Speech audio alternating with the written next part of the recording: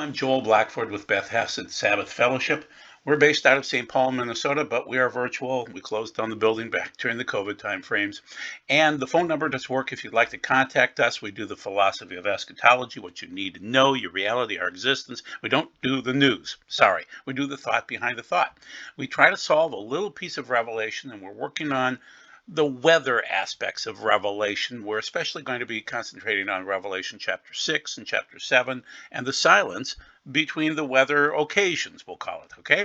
So, bigger, badder aurora from weak storms? Yes, the sun is doing its normal thing, which is we're in solar cycle 25, and the sun is kicking out some CMEs and other, energy at times, but the auroras are huge. I'm going out aurora hunting tonight because it should be the sixth time this year that we've had lower level, and I'm in Minnesota, not northern Minnesota, I'm technically in southern Minnesota, but I should be able to see aurora tonight, okay? And it's like the sixth seal. So I love John Haller. Watch his show today. So from 11:19 of today of 23, Agents of Chaos, great show. I can't do that. I can't sit there for an hour and a half and pound out the news. But I can do the story on the right-hand side, which is Israel was contemplating flooding out the tunnel system before the ground operation. Well, God did it for them. That's exciting. God's amazing. There was a massive storm, and I'll show you the slide in a second here, but basically, there was a massive storm that's flooding out the tunnels. And so, thank you, God, and thank you, everybody. So, for people out there praying for Israel and the Jews, keep on praying because it's working. That storm is working. Okay. So God bless John for his stuff, but God bless God for the storm that is flooding out the tunnels and protecting our Jewish friends. So we'll get into that as we move along. The other thing is watch the eclipses coming up. There's the big solar eclipse of 2024 that's 7 years after the 2017 eclipse, solar eclipse. Then we'll also have a couple of lunar eclipses coming up that are going to be very interesting. There'll be blood moon eclipses in 2025 and 2026. And we'll be watching those because that could match up with a micronova. I'll explain that in a minute. And so even the Economist, and these are globalists, they're preparing for the eclipses. You can see the eclipses in there, okay, and the wars. And so they've got Putin versus Ukraine, and they've got Biden and Xi, and they've got, they know what's going on, and ballots and things like that. Look at all of the eclipses on this, people, okay? Look at all that. They're looking at the patterns as much as I am, and this is a false prophecy, but you know that I bring up prophecies. This is from Albert Pike. It is correct, though. The Third World War must be fomented by taking advantage of the differences caused by the agentur of the Illuminati between the political Zionists and the leaders of the Islamic world. The war must be conducted in such a way that Islam, the Muslim, Arabic, and political Zionism, the state of Israel, will mutually destroy each other. Okay, that's how they're trying to set it up. But the main thing is the globalists are looking at eclipses and wars, and they're trying to look at the patterns like I do too. But I'm looking at it from the Bible. Keep in mind, the globalists are pushing the idiots, the morons on the left-hand side. The smart people get no media coverage. And so, once again, on the right-hand side, that picture, the idiots, the Dunning-Krugerites, okay? Nobody believes me, even among my friends, because I am a conservative, obviously. My conservative friends don't believe me. They want to stay that we have to be anti-narrative. Well, there's a third thing, and that is from Berkeley News on the lower right-hand side, the Earth's magnetic field could flip within a human lifetime. And just as we're watching the sun flip, the Earth will flip too, and it tends to flip at 6,000-year increments. So I'll show you that. So once again, what do? What's going on here? We try not to twist the Bible. We try to give you real prophecy. We try to give you the news in a logical sense and not just, we do the thought behind the thought, the philosophy of the end of days. Okay, so once again, God came through, and this was exciting because I was really not happy last night. I wasn't going to record anything. I needed something to kind of pep me up, and this, so basically, this hospital in Gaza has been a lightning rod in a war of misinformation. That's the news story. Well, then God came through with a lightning storm. Wow. And rains, incredible rains into Gaza. One guy, this guy from Israel, my channel, said this is an intervention by God. Okay, so Gaza got the rains. Uh, God flooded the tunnels. You can't deny God when you see things like this happening. This is God, okay? To have rains show up at the heavy rains during the time when we need to flood out the tunnels is amazing. So obviously the prayers are working. Keep it up, people. Keep on praying, okay? And then the other side of this is come home, my people, because God is going to take care of you. He loves you. Just repent and pray and get back into alignment with God, which is facing him, not facing away. So this is Israel, my channel, November 19th. Shocking God floods the Gaza tunnels. That's so cool, so wonderful. So this helped me to get this story together because I've done too many aurora stories this year. Okay, too many on that all year because we've had 6 times now of low-level aurora down into Minnesota and south. So once again, I'm going to be pushing you towards the second Exodus. I'm saying that terrorism worldwide is going to cause the second Exodus. This is from God. He wants the people to come home. He wants to talk to them. He wants to comfort my people, which is Isaiah 40. Okay? And so anti-Semitism is racism. Hating or attacking someone for being Jewish is racism. And I will not accept living in a racist society. We must stop this now. And so the poor Jewish kids worldwide are just being attacked. And so there are many actors out there. The main thing is any culture that celebrates anti-Semitism or terrorism or things like that is a sick society. So God is saying, come home, my people. I love you. Come home. Okay? Come to Israel. If you belong there, go home. Okay? And you'll be blessed. So once again, the second Exodus, the final Aliyah, you could say, and come home before it's too late.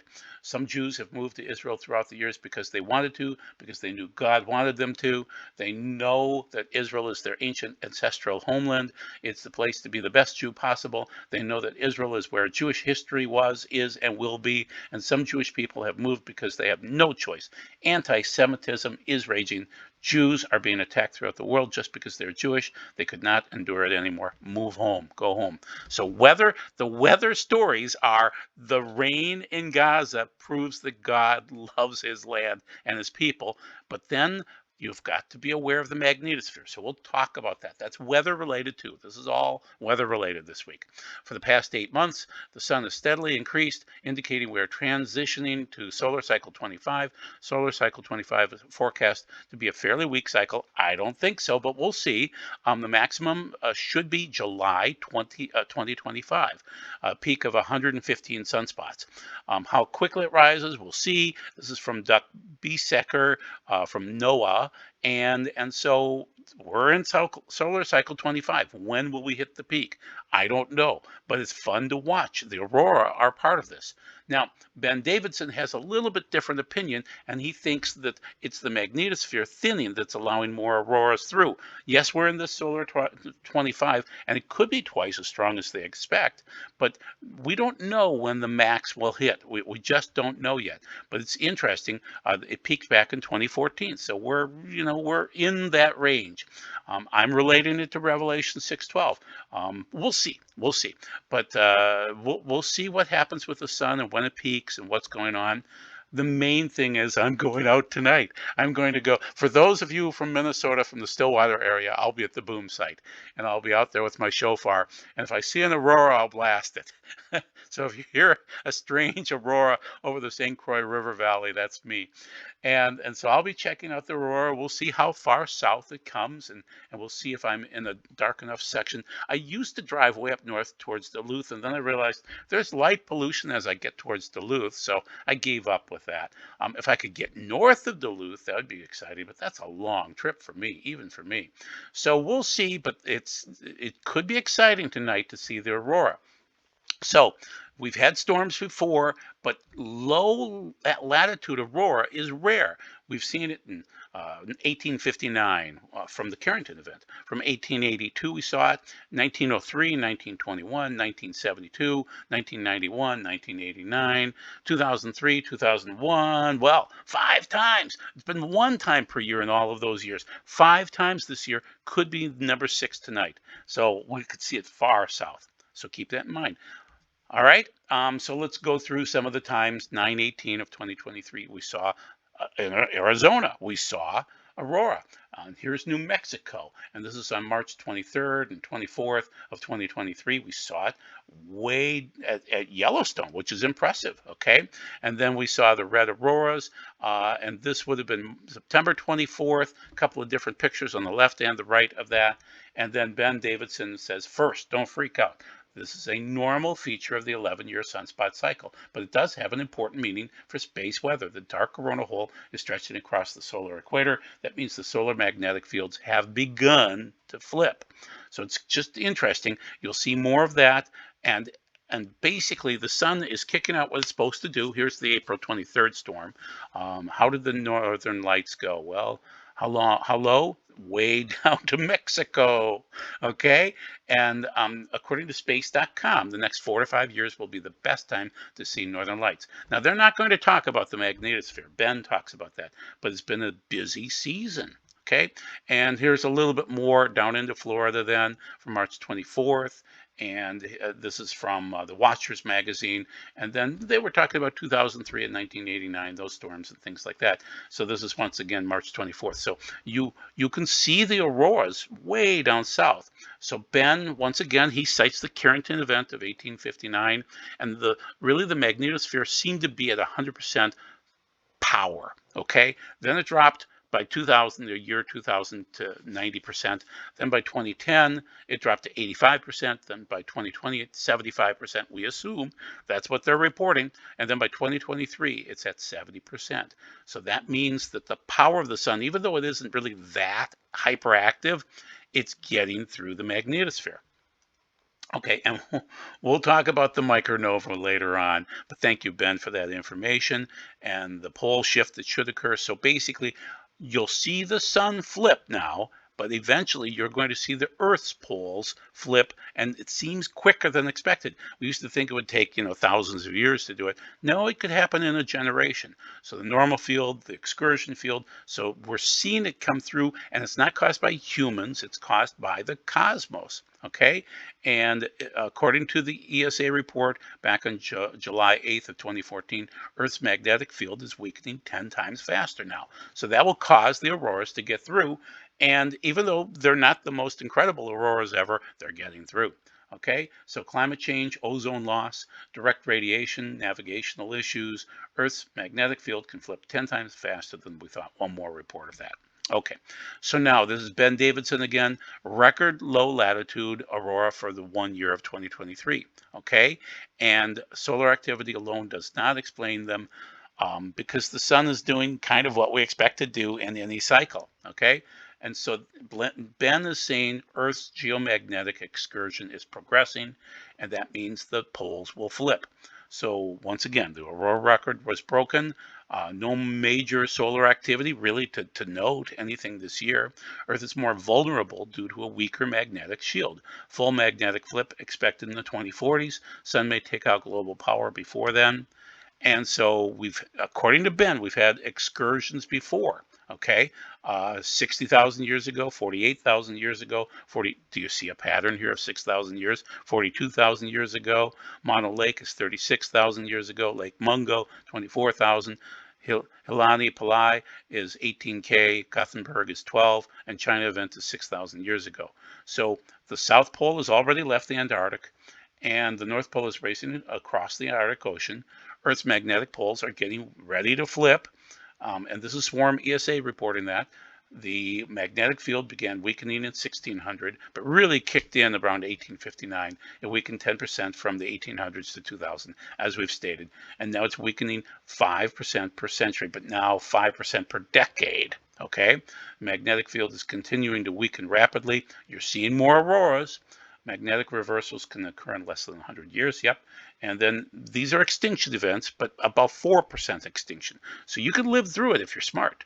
So keep on listening. Magnetic reversals can cause biblical floods. Yes. More like a shifting of the water, not the flood that Noah had. It's more like you're going to be standing in one spot and it's suddenly going to have the ocean run across your head. Okay, so now let's get into the verses so that you can see what I'm talking about. This is Revelation 6:12 through 14. Then I watched as he broke the sixth seal, and there was a great earthquake. That's probably a micronova event. It would unlock the crust, the mantle would break free, the sun turned black. That isn't an eclipse. It's the final stage of micronova. So the sun goes from its typical yellow to white to red to black, and then it goes micronova. And if it happens to match up with the moon being blood red at that moment, we're going into the sixth seal. Okay, so that would be the final stage of micronova as sackcloth worn in mourning. So the sun would be black like that. And the full moon become blood red, so that's a blood moon eclipse. Next due Adar 14, which is March 14th of 2025. The stars fell from heaven to earth. Micronova dust production event. Won't hurt you, won't kill you. It'll be beautiful, just as 1833 was. Just as a fig tree drops its bitter winter figs. So I'm assuming this will occur in a winter situation, which would be March 14th, works. When shaken by a strong wind, the sky receded like a scroll, being rolled up, and every mountain and island was moved from its place. Continuing on, then there's kings. So they know about this. They know about the event. It's like the slide that I showed you in the beginning, where they know the eclipses matter. Okay, they know the solar signs, the cosmological signs matter. So there's kings, the rulers, the generals, the rich and the mighty. Indeed, everyone slave and free. They knew about it. They hid themselves in the caves and among the rocks in the mountains, and said to the mountains of the rocks, "Fall on us and hide us from the face of the one sitting on the throne, and from the fury, the orge, of the Lamb." And that is fury. And so the Lamb, Yeshua, this is proof that the rich and the poor will be aware of the sixth seal. They're showing it to you in their pictures, people, okay? The great day, for the great day of their fury, orge again, has come, and who can stand? So now I want to mention what I've been noticing lately, which is an increase in winds. I'm telling you that what I think will occur over the next few years is more winds per day, 17 mile per hour, 30 mile per hour, things like that. Just windier days, okay? Damaging thunderstorm winds too, okay, across the central USA. They're noticing these turbulent winds caused by the energy from the lower magnetosphere ability to block the solar wind coming through. And so you'll just notice higher speed solar winds coming through and causing winds down here. So these destructive winds that flow out of the thunderstorms in the central USA are becoming more widespread with warming temperatures. They're going to blame it on that. It's coming from the sun and not blocked by our magnetosphere like in the past. So we've had the fivefold increase in geographic area affected by damaging thunderstorms, straight line winds in the past 40 years. Well, it's going to get much worse. Okay, so now what we're getting to, we just showed you the sixth seal, and then we go into this time frame of the seventh seal. And at that point in time, he opened the seventh seal, and there was silence.